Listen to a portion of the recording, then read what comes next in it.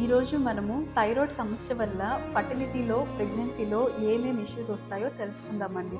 నేను మీ doctor Mohana, Bhumi maternity and fertility centre, Tirupati.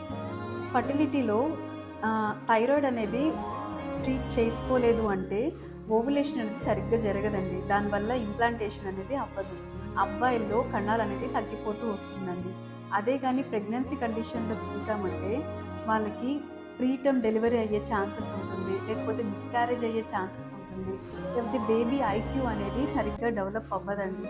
లేదు కొన్ని సార్లు పీఏహెచ్ వచ్చే ఛాన్సెస్ కూడా ఉంటుంది.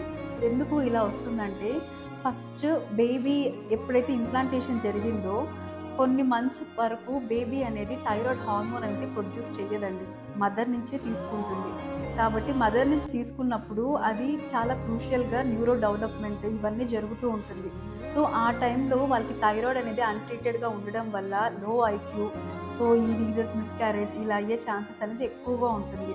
అందుకనేసి ఎవ్రీ 6 మంత్స్‌కి ఒక్కసారన్నా లేకపోతే 1 ఇయర్ కన్నా ఖచ్చితంగా థైరాయిడ్ టెస్ట్ అనేది చేసుకుంటూ ఉండాలి.